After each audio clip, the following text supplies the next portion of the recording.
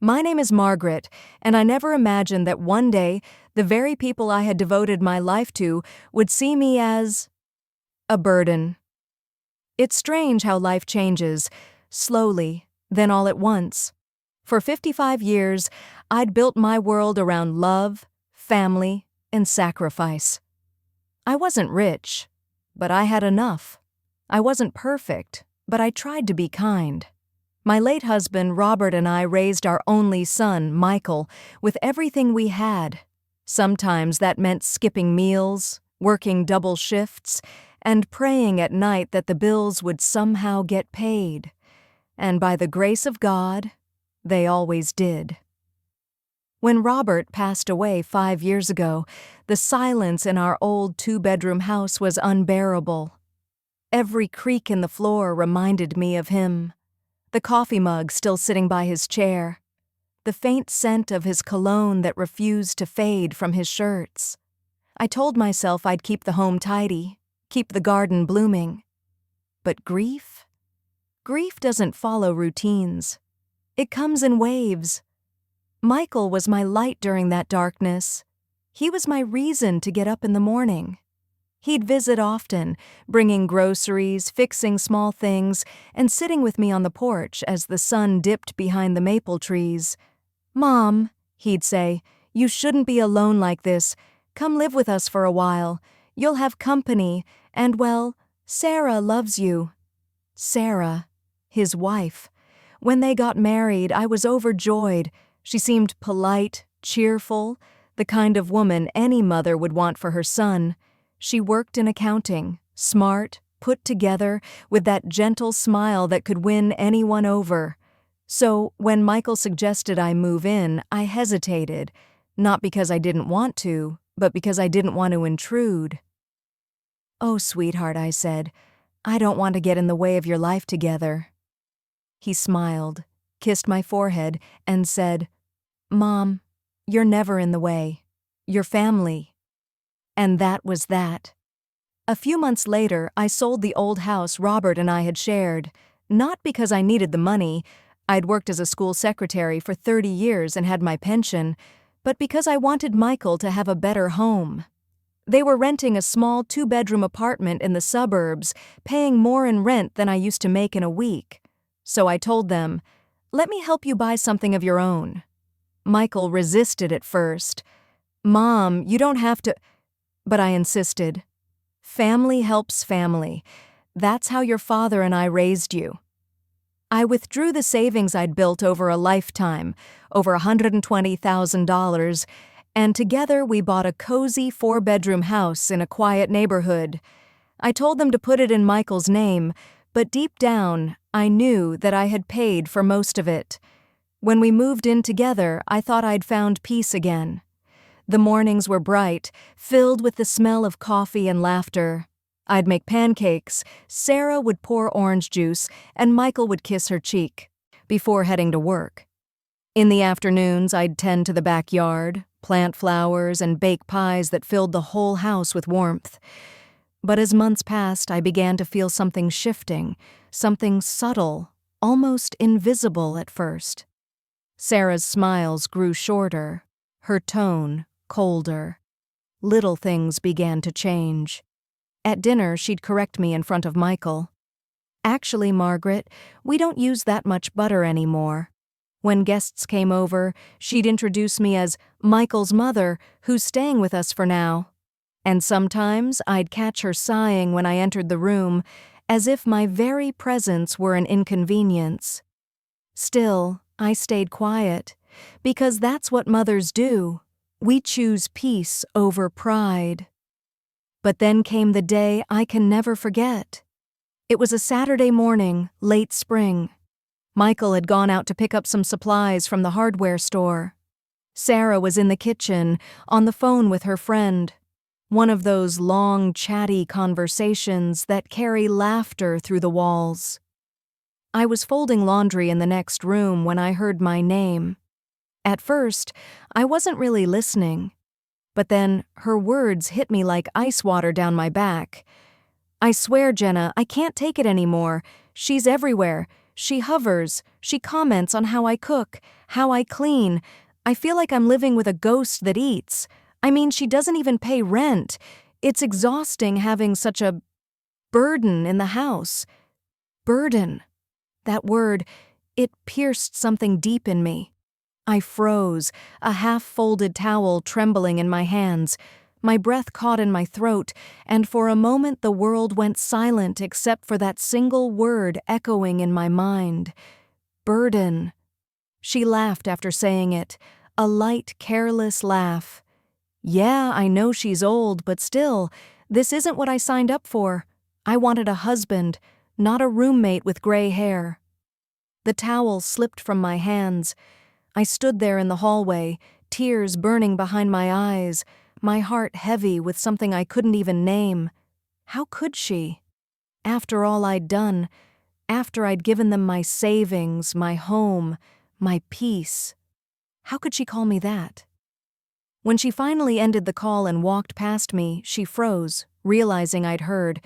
Her face turned pale. "Oh, Mrs. Collins, I didn't know you were there," she stammered. I wanted to say something, anything, maybe shout, maybe defend myself. But no words came, only silence, and silence can be the loudest sound of all. That night, I lay awake for hours, staring at the ceiling. The word kept replaying in my mind, over and over. Burden. It wasn't just what she said, it was how she said it, like I was an object, a weight dragging her life down. When Michael came home later, cheerful and tired from work, I couldn't bring myself to tell him. What good would it do? It would only make things worse. So I smiled, served dinner, and pretended everything was fine. But inside, something had cracked. The next morning, I began noticing everything differently. The way Sarah would rush to clear dishes before I could help. The subtle eye rolls when I spoke. The accidental comments. "Oh, we were hoping to use the guest room for an office, but, well, it's occupied." Every moment became a reminder that I wasn't truly welcome. Still, I stayed quiet. Because love sometimes means enduring pain in silence. But what Sarah didn't know, what she couldn't have known, was that this burden had carried the entire family on her shoulders long before she came into the picture. I had worked 3 jobs to send Michael to college. I had pawned my jewelry when he wanted to start his first business. I had even taken out a loan, one I paid off entirely on my own, to help them buy their first car. Every dream he had was built on the foundation of my sacrifices. And yet here I was, standing invisible in my own son's home. As the days went by, I stopped joining them for breakfast. I'd wait until they left for work, then quietly cook myself something small. I spent hours in the garden, talking to the flowers like they were my only friends. I began to fade, not physically, but emotionally, like I was slowly erasing myself from their world. One evening, Michael came home and asked, "Mom, are you okay? You've been quiet lately." I smiled and said, "I'm fine, dear, just tired." He kissed my forehead and said, "I love you, Mom." And I wanted to believe that love was enough, but deep down, I knew love alone couldn't fix the way Sarah saw me. I told myself I'd endure it, that one day she might see my worth, but fate had other plans, because that cruel word, burden, was only the beginning. The next few months would test my patience, my pride, and my very sense of self. And eventually, it would lead to the day I showed Sarah, not through anger, not through revenge, but through truth, exactly who had paid for everything she took for granted. But that part of the story, that comes later. For now, I'll just say this. Sometimes, life's most painful moments are not when others hurt us, but when they reveal how little they understand the love we've given them. And on that quiet spring night, as I sat alone on the porch listening to the crickets sing, I promised myself something. One day, She would know the truth, not through words, but through the silence that carried more power than anything she could ever say. I used to think silence kept peace, that if I just smiled, stayed out of the way, and kept doing the small things that showed love, cooking dinner, folding laundry, tending the garden, then eventually people would see my heart. But silence can also be mistaken for weakness. After that morning when Sarah called me the burden, something changed in the air between us. The warmth that used to fill the house faded, replaced by something brittle, like thin glass ready to crack at any moment. At first, I told myself I was imagining it, that maybe she didn't mean it the way it sounded. Maybe she was just tired or overwhelmed. But as the days turned into weeks, the truth became too sharp to ignore. It started with little things. When I made breakfast, she'd forget to leave me a plate. When the mail came, she'd take it all into her office and say, "Oh, nothing important for you, Margaret." And when Michael came home, her smile returned, as if a switch had been flipped, gentle laughter, sweet words, and a hand resting lovingly on his arm. To him, everything looked perfect. To me, it was a slow unraveling of what used to be my home. One evening, I overheard them talking in the living room. I hadn't meant to listen, but when your name comes up in your own house, your ears can't help but find the sound. She's just always there, Michael. Always watching, commenting. It's suffocating. Sarah's voice was calm, but there was a sharp edge beneath it. Michael sighed. "Honey, she's my mother. She's not doing anything wrong." "I know," she replied, her tone softening slightly. "But don't you think it's time we had our own space? I mean, we're married now. I want to start thinking about our future, not just taking care of your mom's past." My heart clenched. Michael was quiet for a moment. Then he said softly, "She's not just my past, Sarah. She's the reason we even have this house." There was a pause, a long, heavy one. Then Sarah said, "You keep saying that, but we pay the mortgage now. We handle the bills. It's been years, Michael. You have to stop acting like she's your responsibility." Responsibility. Another word that stung almost as much as burden. I sat in my room, staring at the faded photograph of my husband on the dresser. Robert had been gone for years, but I could almost hear him say, "Don't let them harden your heart, Maggie. People forget easily, but you remember who you are." And I did.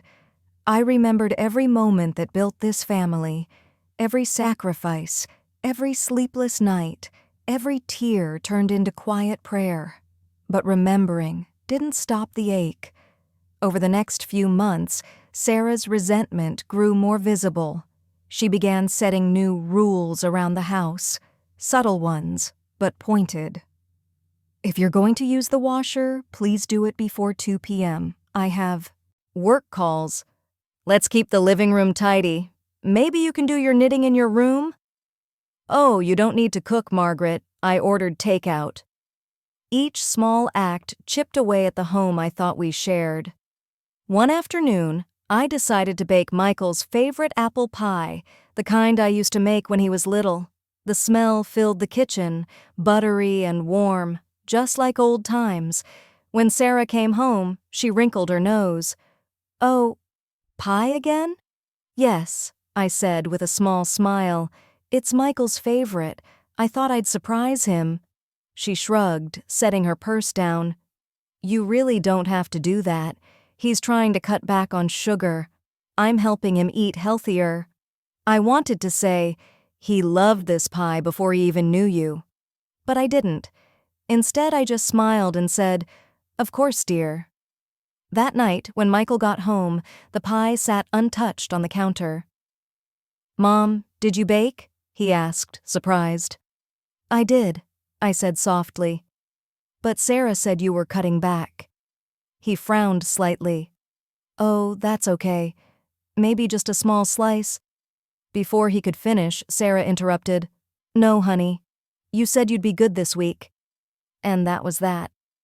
I cut a tiny piece for myself and wrapped the rest up for the freezer. I could feel Michael's eyes on me as I quietly put it away. But he didn't say anything. He didn't have to. The silence said enough. One morning, I went out to the garden, my sanctuary, only to find that some of the plants I'd lovingly tended were gone. The roses, the lilacs, the tulips, pulled out. I stared at the empty patches of soil, confused, my hands trembling.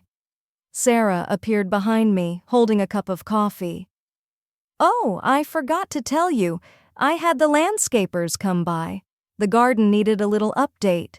They said some of those plants were old and taking up too much space." Old and taking up too much space. Just like me. "Oh," I said quietly, forcing a smile. "I see." She sipped her coffee and said, "Don't worry, they'll plant some fresh ones soon. Low-maintenance ones. Easier for me to manage." And then she turned and went inside.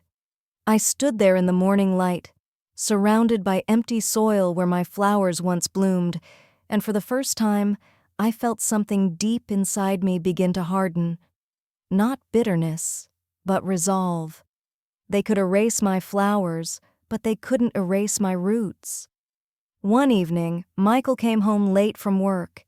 He looked tired, worn out in a way I hadn't seen before. I brought him a plate of dinner and said, "You've been working too much, sweetheart. You need rest."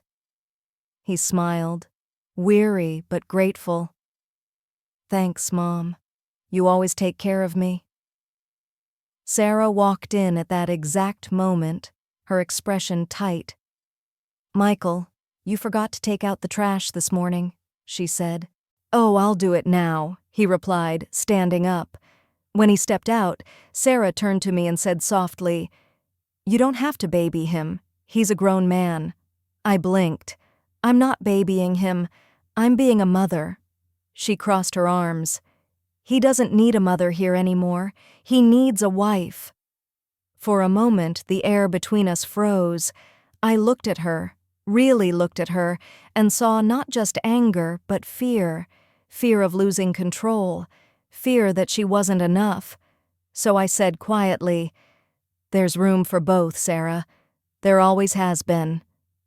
But she didn't respond. She just walked away. That night, I cried quietly into my pillow. Not because of what she said, but because I finally understood something. Her resentment wasn't truly about me. It was about what I represented, a past she couldn't control, a love she couldn't replace. The next morning, Michael left early for a business trip. It was just me and Sarah for the next few days. The house felt heavier without him there, quieter, but not peaceful. I tried to stay out of her way, but no matter what I did, it seemed to irritate her. If I sat in the living room, "Oh, you like to watch TV this early?" If I cleaned the kitchen, "Please don't rearrange my things." If I tried to help, "I've got it, Margaret." By the third day, I decided to take a walk to clear my mind. When I came back, I heard voices in the kitchen, Sarah on the phone again. "Jenna, I'm serious. She's driving me insane. I swear I can't even breathe in my own house. If Michael doesn't talk to her, I will. I can't live like this much longer." She paused, then laughed bitterly.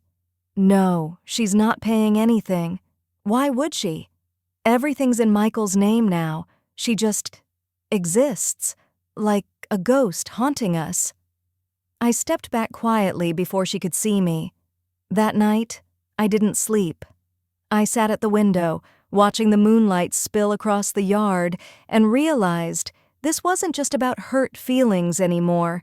It was about dignity, about self-worth, and I had given enough of myself to people who no longer saw my value. A week later, when Michael returned, I found myself sitting at the dining table with a quiet resolve. He hugged me and said, "Mom, I missed you." I smiled. "I missed you too, sweetheart."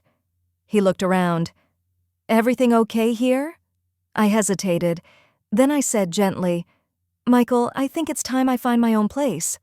His face fell. "What? Why?" I forced a soft laugh. "Oh, don't worry. It's nothing serious. I want to give you and Sarah some space. Newlyweds need that." He looked torn. "Mom, you don't have to—" But Sarah stepped in from the kitchen, her voice too bright. "Michael, maybe it's not a bad idea. Your mom deserves her own peace, her own place." He glanced between us, confused. "I just don't want her to feel pushed out." "I don't," I said quietly. "I promise." Inside, my heart was breaking, but sometimes stepping away isn't defeat. It's strength in disguise, because I knew something they didn't. The house they were living in, the home they believed was theirs, still had my name on the deed. And when the time was right, the truth would speak louder than any whisper behind closed doors. That night, after they'd gone to bed, I stood alone in the kitchen. The moonlight reflected off the marble counter, illuminating the faint scars of years of use. I ran my hand across the cool surface and whispered to myself, "You built this, Margaret. Don't let them forget." I took one last look at the living room, the photos on the wall, the couch I'd helped pick out, the curtains I'd sewn myself. This had been my home once. But now it was time to remind them who had made it possible in the first place. I woke up before dawn that morning. The house was silent, no creaking floors, no clinking dishes, no voices behind doors, just the soft hum of the refrigerator and the whisper of my own breath. I sat by the window, watching the first light of morning touch the neighborhood rooftops. Everything looked peaceful, but inside, my thoughts were anything but. I had told Michael I'd move out. I had smiled while saying it, even as my heart broke. But in that quiet morning light, I couldn't stop thinking about why I had done so much for him, and how every brick of this home had come from love, not luck. This house wasn't just wood and stone. It was built on sacrifices. It was the house that love built. I met Robert when I was just 22. He was the kind of man who could fix anything: cars, fences, broken hearts. He worked as a mechanic, hands rough from labor, eyes kind and steady. We didn't have much when we got married, but we had dreams big enough to fill the sky. We moved into a tiny, run-down cottage on the edge of town. The wallpaper peeled, the windows whistled in the wind, and the roof leaked when it rained. But it was ours. Robert used to say, "Maggie, it's not about how fancy the walls are, it's about what kind of love fills them." We laughed through the hard times, built furniture from scrap wood, and cooked dinner over a stove that rattled like an old train. And when Michael was born, our little home finally felt complete. I still remember the first time I held him, his tiny fingers wrapped around mine like he was holding on for dear life. I promised him that day, "I'll give you everything I have, even if it means I have nothing left for myself," and that's exactly what I did. Robert worked long hours, sometimes double shifts. I took a job at the local school as a secretary, typing reports and answering phones for barely enough pay to cover the bills. But every night we'd sit together after Michael was asleep, counting our pennies and dreaming of giving him a better life. We couldn't afford luxuries, but we found joy in small things. Watching movies on an old television, playing cards at the kitchen table, sitting on the porch swing while the sun set behind the hills. When Michael turned 6, he came home one day clutching a crayon drawing of a big house with a red roof and a garden full of flowers. He said, "Mom, this is the house I'm going to buy you one day." I smiled and said, "Then I'll start planting the flowers now." But life had other plans. When Michael was 15, Robert got sick. The kind of sickness you can't fix with medicine or prayer alone. Cancer took him slowly, a little bit each day, until the laughter in our home turned into quiet whispers and hospital visits. Those were the hardest years of my life. Robert's medical bills piled up like snow in a storm. I worked overtime, took on extra duties, even cleaned classrooms after hours to pay what I could. I sold my jewelry, the wedding ring Robert had saved for, my mother's locket, even the tiny pearl earrings I'd worn since I was a girl. When Robert passed, I felt like a part of me had gone with him, but I didn't have time to grieve. I had Michael to raise. He was 17 then, tall, gentle, and brilliant. He held me at the funeral and said, "Mom, I'll take care of you now."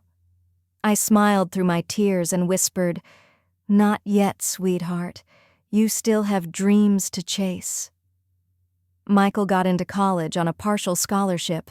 The rest, I paid. I took out a small loan against the house and used my savings. I even picked up work as a part-time typist for a law firm at night. Sometimes I'd come home so exhausted I could barely walk to bed. But every time Michael called, excited about a new class or a test he'd aced, the fatigue disappeared. When he graduated, I cried harder than I ever had before, tears of pride, of relief, of love that had carried us both through the darkest years. He was the first in our family to earn a degree.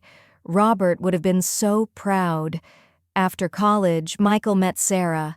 He brought her home for dinner one evening, a pretty young woman with perfect posture and a firm handshake.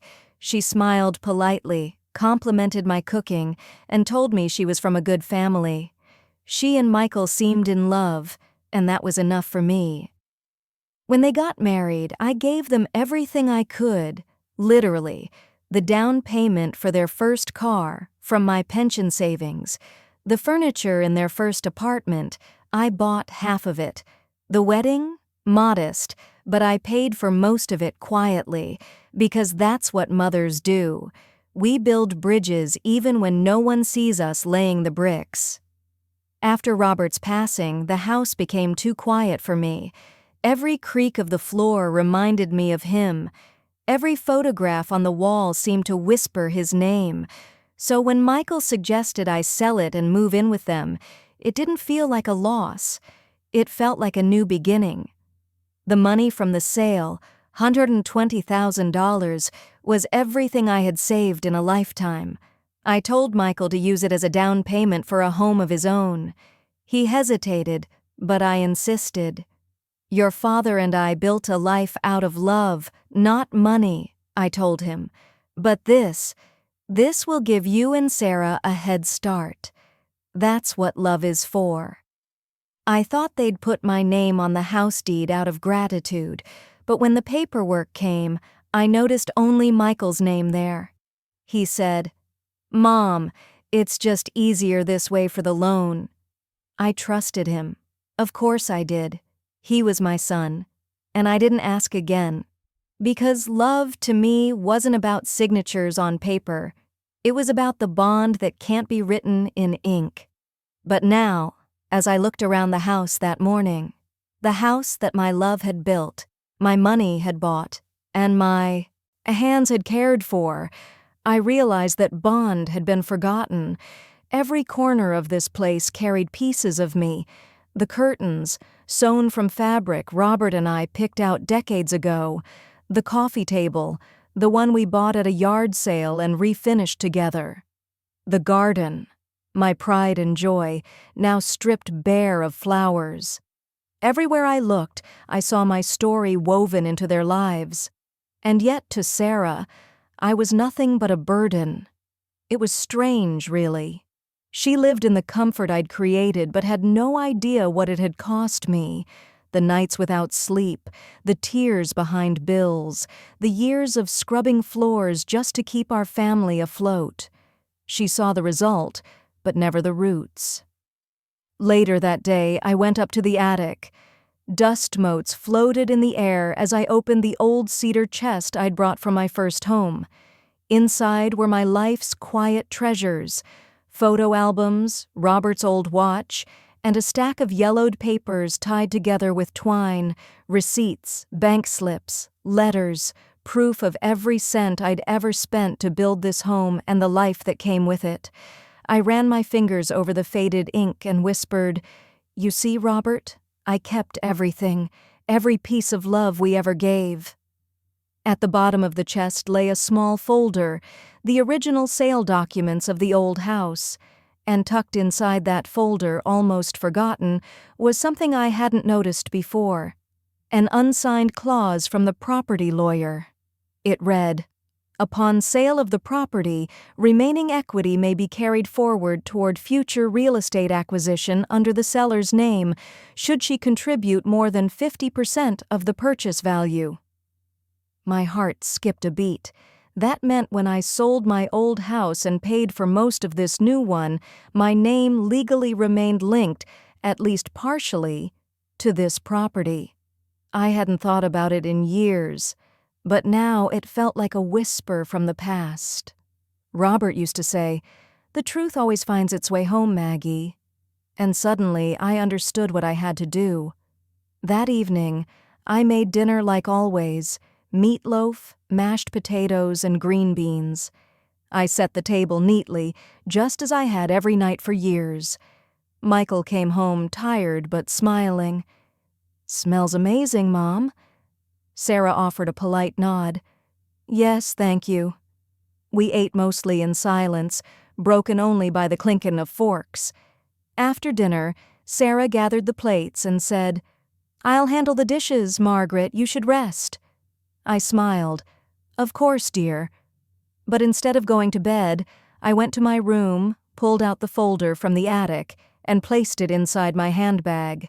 I didn't want revenge. I wanted understanding, and sometimes understanding requires truth. Tomorrow, I would visit the lawyer who'd helped Robert and me all those years ago, if he was still around. I needed to know exactly what my rights were, because I wasn't just some old woman living off her son. I was the foundation of this family, the roots beneath every brick. And soon, Sarah would learn that every time she walked through that front door, she was stepping into my story. That night, as I lay in bed, I whispered to Robert's memory, "You told me love builds homes, but maybe it's time to remind them who built this one." Outside, the wind rustled through the empty garden, but in my heart, a quiet strength was beginning to bloom again. I had spent the whole week pretending not to notice the silence that followed me around the house. Sarah had become polite again, too polite. Her "Good morning, Margaret" was the kind that didn't look you in the eyes. Her smile was painted on, brittle as a porcelain cup that's been cracked and glued back together. But when she reminded me, in that same cheerful voice, that Saturday would be Dad's birthday dinner, I told myself maybe this was her olive branch. Maybe this was how families healed, one invitation at a time. So I baked his favorite cake, German chocolate, 3 layers, with the coconut pecan frosting that always made my late husband grin like a boy. The smell filled the kitchen, and for a brief moment, I let myself imagine he was still alive and proud of the family we'd built.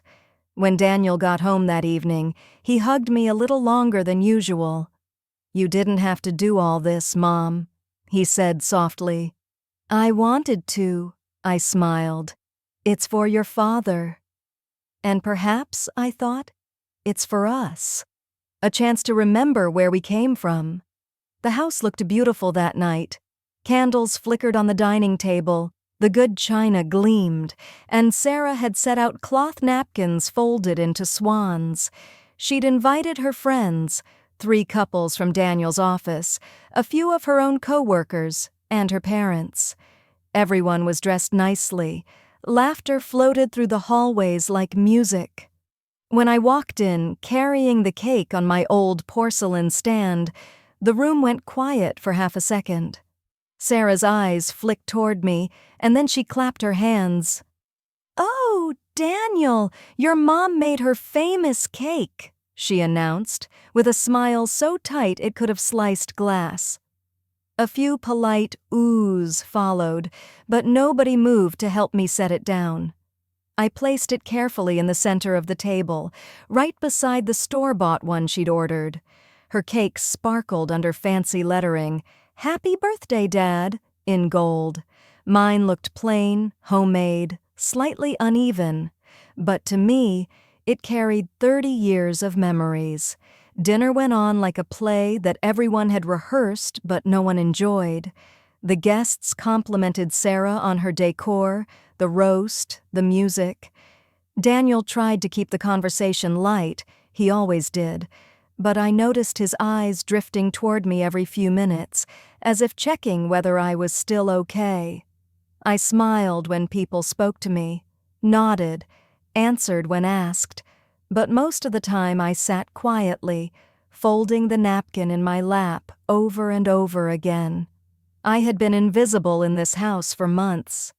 I was getting good at it. Then came the moment. It always comes quietly before it explodes. One of Daniel's colleagues, a young man named Eric, raised his glass. "To Daniel's success, promotion to regional director before 40, that's not easy," everyone clapped. Daniel blushed modestly. Eric added, "Of course couldn't have done it without his lovely wife keeping the home running." Sarah laughed, touching her hair.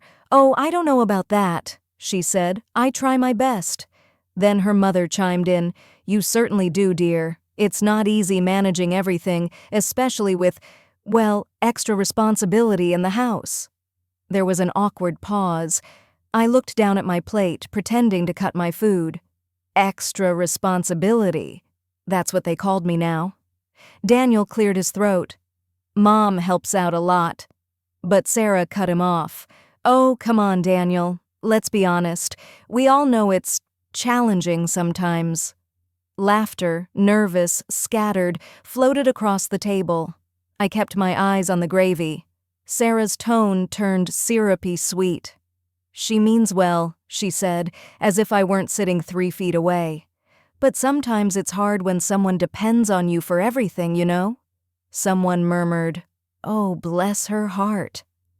And then Sarah said it, the word that would echo in my head for days. "She's become kind of a burden, really." The word landed like a plate shattering on tile. For a moment, even the music seemed to stop. My fork trembled against the china. Daniel froze. "Sarah!" But she waved him off, laughing lightly. "Oh, I didn't mean it like that. You know what I mean. It's just, sometimes it's a lot, financially and emotionally." The guests shifted uncomfortably. One of them looked down at their wine glass. Another cleared their throat. I could feel every heartbeat in my ears. I took a slow breath and placed my fork down gently. Then I smiled, not out of politeness this time, but out of something deeper. Clarity. "Excuse me," I said softly, and stood up. The room went silent. I could see Daniel's face, half guilt, half confusion. "Mom, please." I shook my head, still calm. "It's all right, Daniel." I looked at Sarah. Her face was flushed now, maybe from the wine, maybe from realizing what she'd said out loud. "Thank you, dear," I told her, "for being honest." Her mouth opened slightly, but no words came out. I walked to the kitchen, picked up my coat from the chair where I'd draped it earlier, and turned back once more. Before stepping out, I looked at the 2 cakes on the table. The store-bought one shining under the lights, mine sitting quietly beside it, plain but full of love. "I hope the evening goes well," I said gently. "Your father would have been proud of you both." And then I left. The cold night air hit my face like a baptism. I didn't cry. Not yet. I walked slowly down the front steps, feeling the crunch of gravel beneath my shoes, the faint hum of laughter still leaking from the windows behind me. At the end of the driveway, I stopped and looked back at the house. My house. The porch light glowed warm and soft. It had been my idea to install it years ago, so Daniel would never come home to darkness. Now it illuminated a life I no longer recognized. I pulled out my phone and called a number I hadn't dialed in a long time. "Hello?" came a familiar voice. "Tom? It's Margaret." There was a pause. "Well, I'll be. It's been years. How are you?" "I'm all right," I said, though my voice shook. "Listen, I think I need to stop by your office tomorrow. It's about some old documents." He hesitated, then said, "Of course. Come by in the morning." "Thank you." I hung up and stood there for a moment, letting the night swallow my breath. I finally allowed myself to whisper the words she'd used. A burden. Then, softly, I replied to the empty air.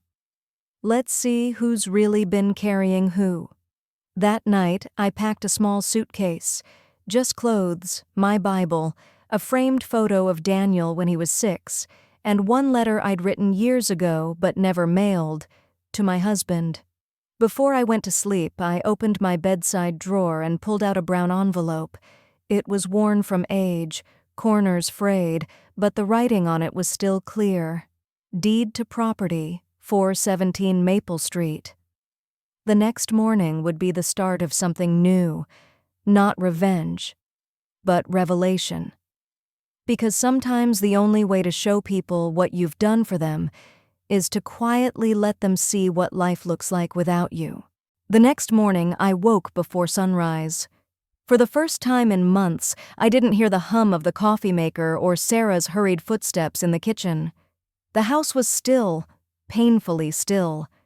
I sat at the edge of my bed, tying the same faded scarf around my shoulders that I'd worn on my husband's funeral day.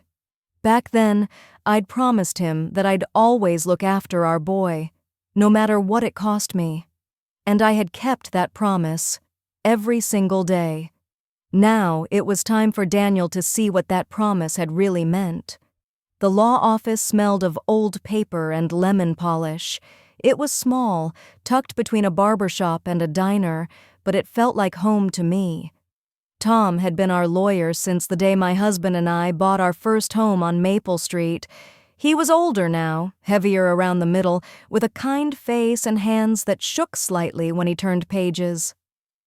"Well, if it isn't Margaret Price," he said, standing up as I walked in.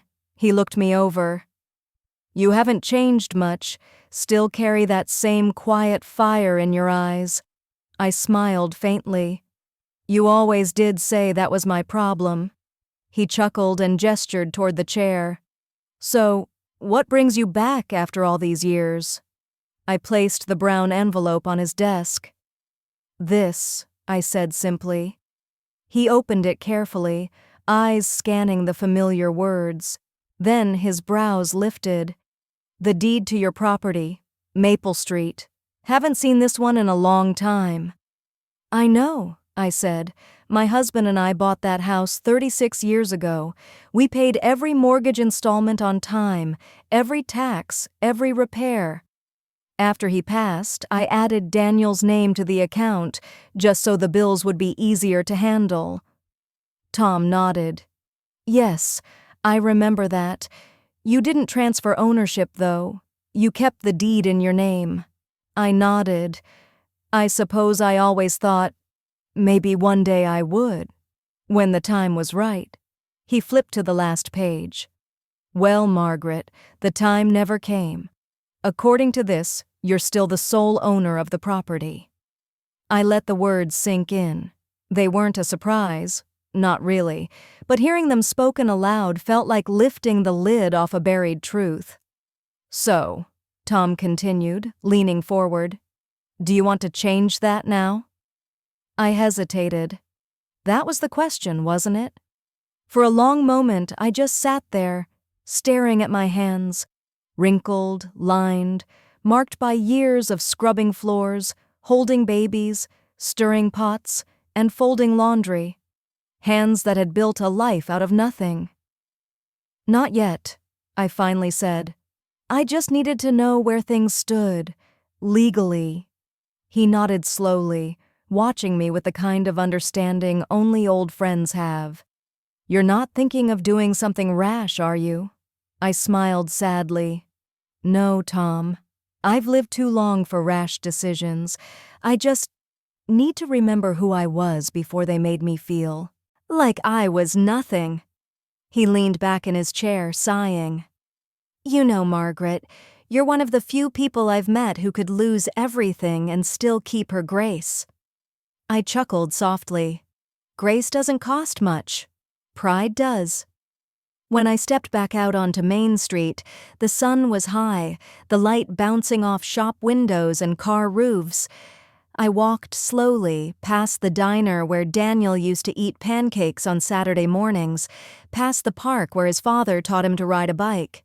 Everything was the same, and yet nothing was. I stopped at a small thrift store and bought a notebook, a pen, and an envelope. It was time to start writing. That afternoon, I sat on a bench by the lake behind the church and began my letter. My dearest Daniel, if you're reading this, it means I've finally decided to tell you the truth. I never wanted you to know how much I sacrificed for this family, because love, real love, doesn't keep score. But lately, I've seen the way your wife looks at me, the way she speaks when she thinks I can't hear, and I've realized something. Silence can sometimes do more damage than words. So here's the truth. The house you live in, the one you call yours, was bought with your father's sweat and my sleepless nights. I worked 3 jobs while he was sick, sold my jewelry, and even borrowed against my small pension to keep it. Every corner of that house has my fingerprints. Every brick was paid for with a part of me. When your father passed, I put your name on the account because I wanted you to feel trusted, but I never gave up ownership. I wanted you to build your own life, knowing that the home behind you was always safe. But when I became the burden in my own house, I realized maybe I hadn't taught you the right kind of love, the kind that remembers, the kind that gives without forgetting who gave first. I'm not angry, my son. I'm just tired. Tired of pretending I don't hear, tired of pretending I don't feel. So I'm leaving for a while. Don't worry, I'll be fine. I've got friends who still remember me as Margaret, not Mom, not burden, just me. Take care of Sarah. Take care of yourself. And when you walk into that house tonight, look around and ask yourself, who paid for everything? With love, always, Mom. I sealed the letter, pressing the envelope shut with trembling fingers. It wasn't a declaration of war, it was a mirror, and I hoped he'd have the courage to look into it. I walked home quietly, slipping the letter into the top drawer of his study. He'd find it eventually, and when he did, he'd know the kind of woman his mother really was. That evening, I packed my final bag. Sarah was at the salon, Daniel still at work. The house was silent, except for the faint ticking of the clock above the mantel. Before leaving, I took one last look around the living room.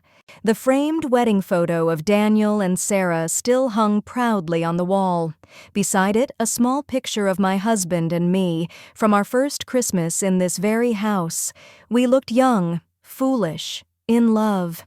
He had his arm around me, and I remember what he whispered that day as the camera clicked. Margie, this house will always have your heart in it. He was right, even if the people inside it forgot. I spent the next few nights at a friend's guest cottage on the outskirts of town, a quiet, warm place that smelled like cedar and old coffee. I cooked for myself again, slept in peace, and watched the sun rise without hearing anyone sigh in annoyance because I was in the way. The first morning there, I woke to a dozen missed calls from Daniel. Then 5 from Sarah, and one short text that simply read, Mom, please come home. We need to talk. I didn't reply. Not yet. Because love, too, sometimes needs silence to make its point. Back in the Maple Street house, things weren't the same. Daniel came home that night to find the kitchen empty, no coffee cup by the sink, no slippers by the door. He found the letter an hour later. By the time he finished reading, tears had soaked the page. He called my number again and again. Sarah sat beside him, quiet at first, then whispering, "She left?" He didn't answer. He just handed her the letter. When she finished reading, her hands shook. The next morning they drove to Tom's office, the same one I'd visited 2 days earlier. They came out pale and silent. The truth was undeniable now. The house, every inch of it, was still mine. That night, as I sat by the cottage window watching fireflies dance across the grass, my phone buzzed again. It was Daniel's voice this time, broken, trembling. "Mom, I'm so sorry. Please just come home. I didn't know any of it." I listened quietly, tears spilling down my cheeks. He wasn't lying. He truly hadn't known. And that was what hurt the most, because sometimes love doesn't die from cruelty. It dies from forgetting. The first few mornings at the cottage were quiet in a way that almost felt sacred. Birds sang outside my window. The kettle hissed gently on the stove. I'd sit on the porch with my coffee and the old quilt I'd sewn back when Daniel was a boy, its corners frayed but still warm. It had been 3 days since I left, 3 days of peace and 3 days of silence from me. I had no anger left, just a calm ache where love used to live. But Daniel, he wasn't doing so well. Tom called me on the 4th morning. "Margaret," he said gently, "I've had your son and his wife in my office every day this week." I smiled faintly into the phone.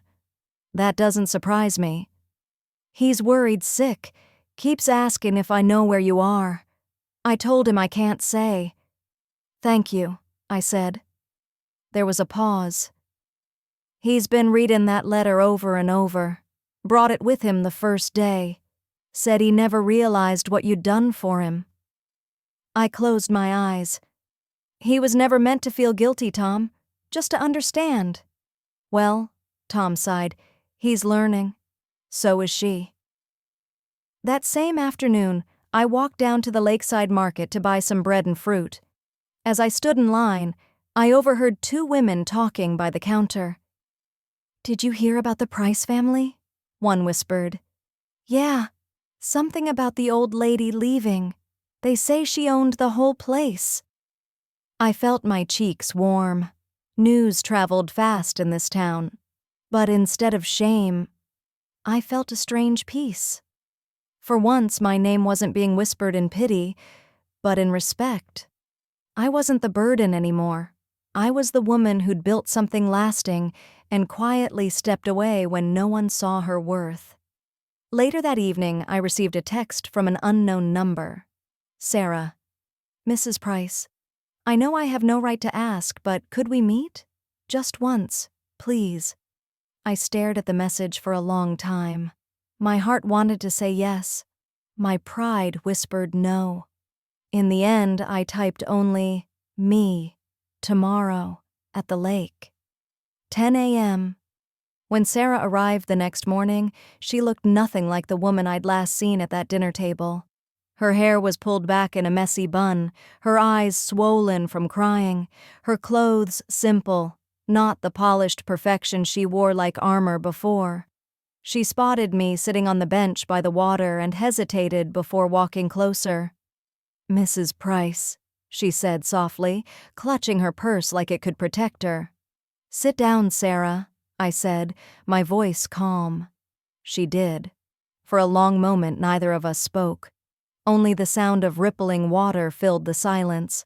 Finally, she said, "I don't know where to start." "Start with the truth," I replied. Her eyes glistened. "I was cruel to you, and I knew it. But I told myself it was just stress or exhaustion, or that you were hard to live with. But that was a lie. The truth is, I was jealous." I blinked. "Jealous?" She nodded quickly, a tear slipping down her cheek. "Daniel loves you in a way I didn't understand. You're calm, wise, and I always felt like you were silently judging me. But it wasn't judgment. It was love. You gave him everything, and I felt small next to that. So I tried to make you smaller instead." Her voice cracked. "And then I said those awful things. And when you left, the house felt like a tomb. It was like you'd taken all the warmth with you." I looked out over the lake. "Sometimes people only notice what something's worth when it's gone." She nodded. "Daniel and I read your letter together. He cried, Mrs. Price. I've never seen him cry like that. He said he didn't deserve you." I turned to her. "And you? What do you think?" "I think—" She swallowed hard. "I think I need to learn what love really means. I thought love was comfort and praise and control, but you showed me its sacrifice."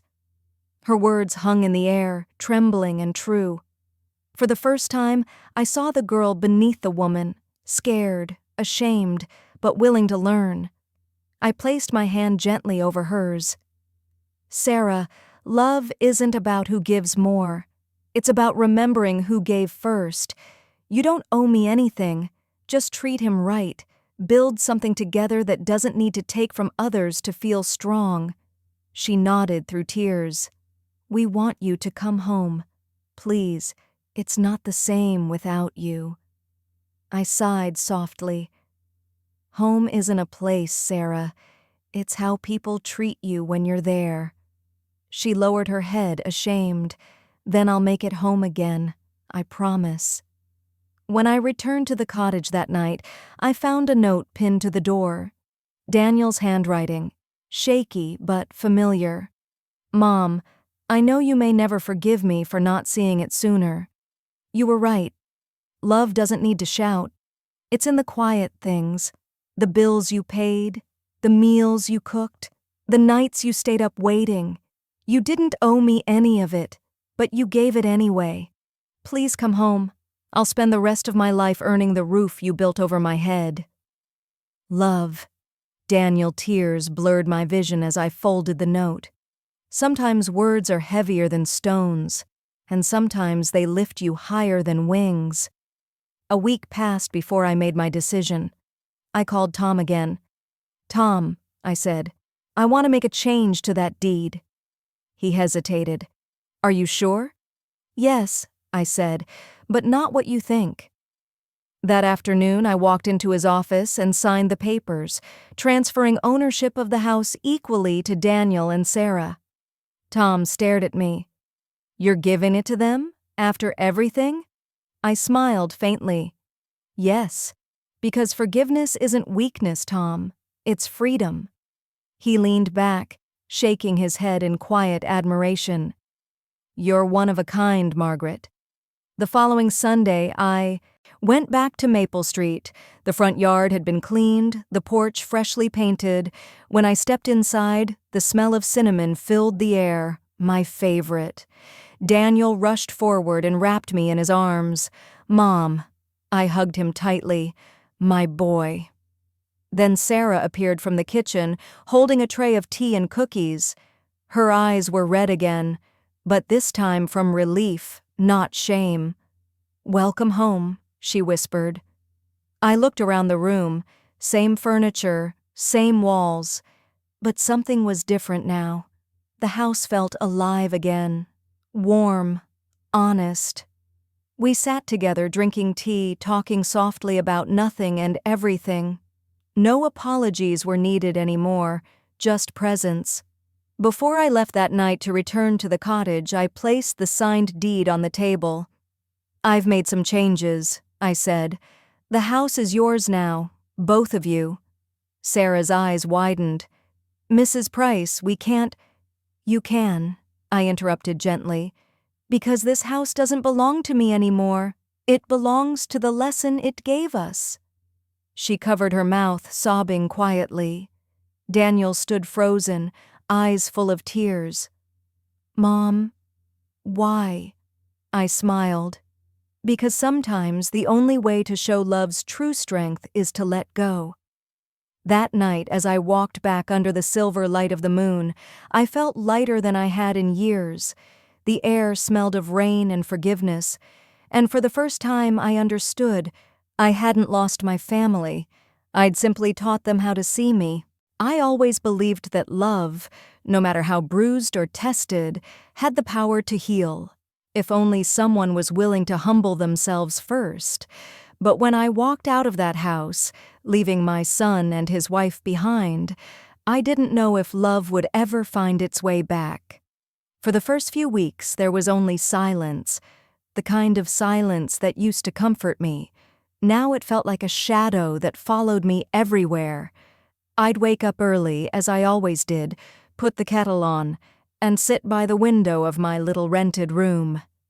The chair creaked, the tea went cold, and I'd watch the sunrise in that lonely space, wondering if my son thought of me at all. Then one morning, the phone rang. The number was familiar.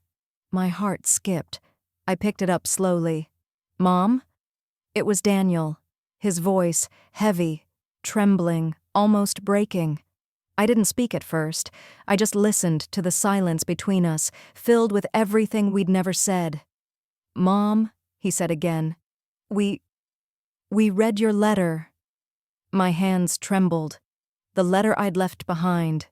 The one with all the receipts, the deeds, the words I couldn't say aloud. "I had no idea," he whispered. "You paid for everything, the down payment, the renovations, even the first few months when I was struggling to get the business running. Mom, you built that house. You built our life." Tears filled my eyes, not because I wanted credit, but because he finally knew. I took a shaky breath. "I didn't do it for you to repay me, sweetheart. I did it because that's what mothers do. We build, we give, we love." There was silence again. Then I heard Sarah's voice, soft, broken, and raw. "Mrs. Turner, I'm so sorry," she said through tears. "I didn't know. I thought you were judging me. I thought you didn't like how I ran the house, how I handled things. I was wrong. I was so wrong." I closed my eyes. Her words weren't just an apology. They were a release. "Sarah," I said gently, "sometimes we hurt people not because we're bad, but because we're afraid they'll remind us we could be better." She sobbed quietly. Can we come see you?" My heart swelled. "You don't need to ask, dear. Family doesn't need an invitation." They arrived that evening. Daniel looked thinner, tired, but his eyes carried a different kind of strength, the kind that comes after truth. And Sarah. She stood there holding a bouquet of daisies, her eyes red, her lips trembling. I smiled softly. "You didn't have to bring flowers." "I didn't know what else to bring," she said, her voice small, "but I wanted to bring something alive." I stepped forward and took her hand. "Then you brought exactly what was needed." We sat around my small kitchen table, the same way we once did at home, except this time the silence was gentle, healing. Daniel finally spoke. "Mom, I've been thinking. We can't live in that house without you. It doesn't feel like home anymore." I smiled faintly. "That house was never about walls and paint, Daniel. It was about love. And if that love is back, then the home still stands, no matter where we are." He reached across the table and held my hand. "Come home, Mom. Please." Sarah nodded, tears streaming down. "We'll do better this time. I promise." That night, I returned to the house. It looked the same. But everything felt different. The air seemed lighter, the rooms warmer, the walls no longer whispered resentment. In the living room, my rocking chair sat where it always had, waiting. I ran my hand over it, smiling through tears. "Home," I whispered.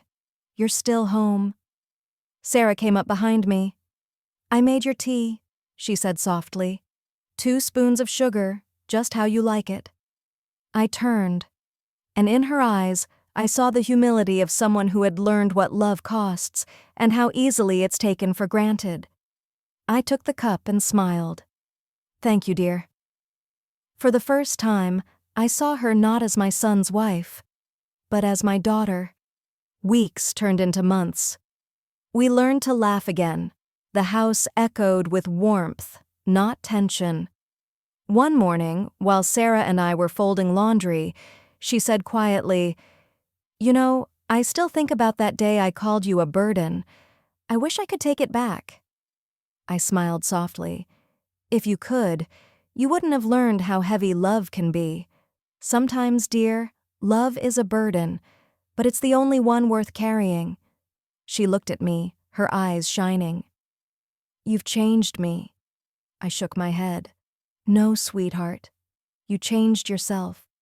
I just stood still long enough for you to see who I really was."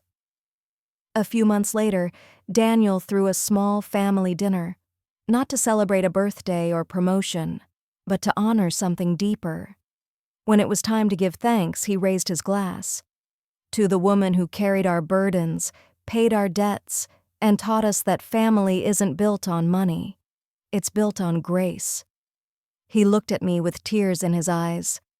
"Mom, thank you for showing us who really paid for everything." The room fell quiet. Even Sarah wiped her eyes, smiling through the tears. I felt a warmth spread through me, not pride, not triumph, just peace. Because sometimes the greatest lesson isn't in proving who's right, but in showing what love looks like when it's tested. That night, I went to bed with a full heart. The same house that once echoed with bitterness now hummed with forgiveness. I looked at the photo of my late husband on the bedside table and whispered, "They finally understand, Harold. They finally see." And for the first time in a long time, I slept without heaviness, because I knew that the burden of love had finally lifted. Sometimes people forget the quiet hands that built their comfort. They forget the sacrifices made in silence, the bills paid behind closed doors, the prayers whispered when no one was watching. But love, real love, never demands recognition. It waits, it forgives, and one day when hearts are ready, it shows who truly paid for everything.